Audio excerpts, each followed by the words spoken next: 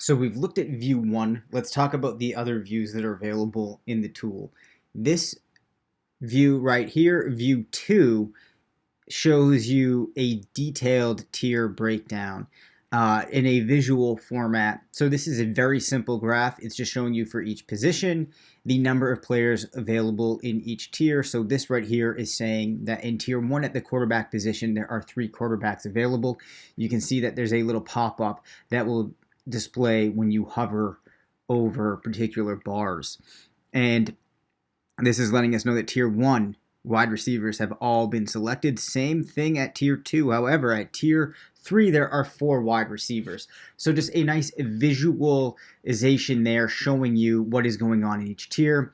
And another simple graph here. All this is telling us is the percentage of starters that are yet to be drafted at each position. So you can see in this league, there are only 21% of starting running backs left to be drafted, whereas no starters have been selected at the quarterback position. So there is 100% of the starters are left, and they're yet to be drafted. 47% of starting wide receivers are left to be drafted. So that's looking at each team and this starting wide receivers position and recognizing that 47% of those starting slots are yet to be drafted. So let's take a look at the third view. Now, there's a couple things going on here. The 3 tables on the left side of the screen are just showing you the ADP of the remaining players for the 63 players with the lowest ADP that have yet to be selected. And there's this plus/minus column here where you can look and say, okay, Aaron Rodgers normally would, in an average draft, would have gone 6 picks ago, whereas Larry Fitzgerald in an average draft, based upon the ADP source we're using, would normally go 3 picks from now. And then it's got their position. So this is a way that you can look ahead, maybe estimate what's coming down the line in the next couple of picks. Now, there is also this workshop scenarios and possible upcoming picks and distribution table. This is something I added in. This is the first year we have it in. I'm going to evaluate how much I like this and how well this worked, because though I'm able to run it through different probabilities and set things up in a way that I think makes sense, until I get to use this in actual drafts, I won't know the true utility of it. But what you can do is you click this workshop scenarios button, and it starts basically simulating the next 10 or so picks. And you can click it a bunch of times and you get an idea of what that distribution might look like at positions. So you can see it's expecting a lot of wide receivers to get taken, probably then running back with maybe a quarterback or tight end sprinkled in. But the other cool thing is you can look at the particular players, and also you can look at a team, maybe who they're going to take and the position they're going to go after. So we're looking at Josh Gordon here and interested in him. You can see that he showed up in that simulation, has not actually come back in the next couple of picks. There he is. So it's possible that perhaps the Chargers will take him. However, though, he's not as popular of a selection as I believe I'm seeing a lot of Larry Fitzgerald. So it looks like Larry Fitzgerald's probably going to go in the next 5 picks or so. So this is something you can use to play around with. I think it's going to be a good way to pass the time when you're in a league with people that take a while making their picks, just to give you some more intel. If there's a player you're targeting, perhaps they are going to get selected and you need to start thinking about another player.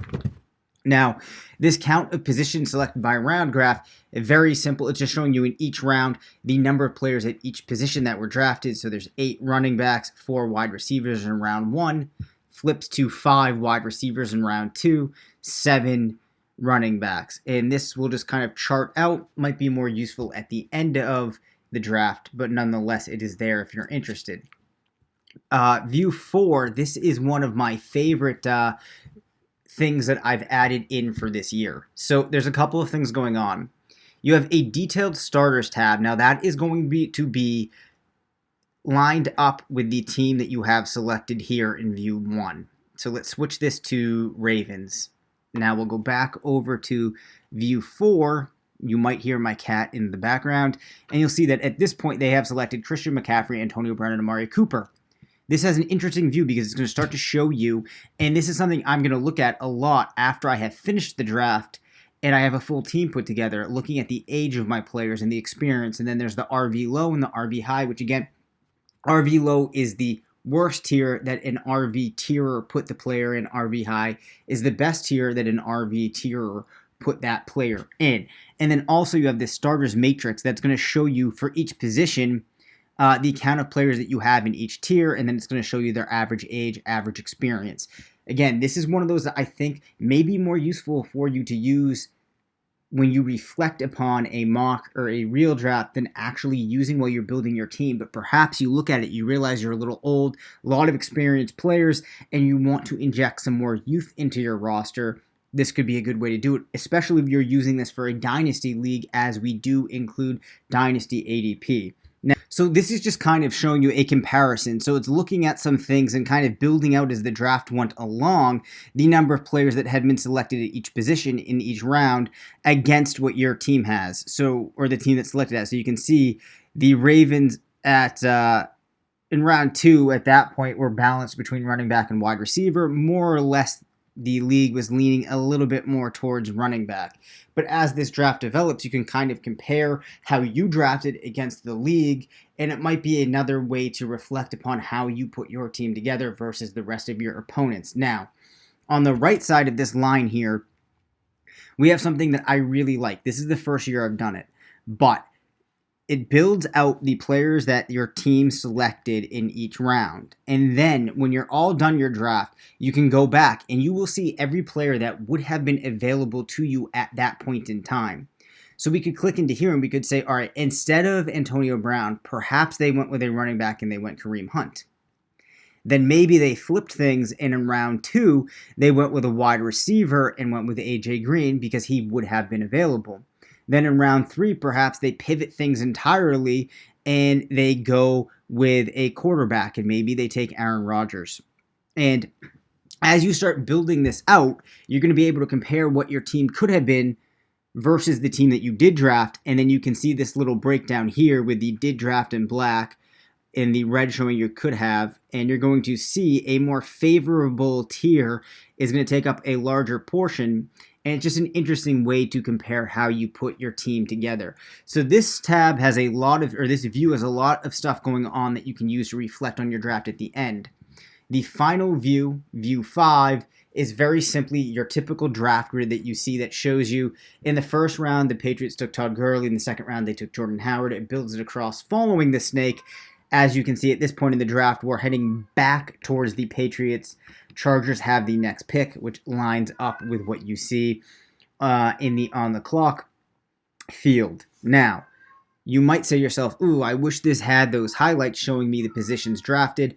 I'd like to set things up a little bit differently and look at team rosters like this by position so you can see the players that each team has and how they slot into their particular spot. I set up like this. It's easier for me to digest. I like that view better than doing the color coding. I think it makes it easier to reflect on the teams at the end of the draft. So I hope that this all makes sense to you. Again, read through the guide, maybe watch the videos again, and check out some of the other reference material. But that takes us now through all of the views.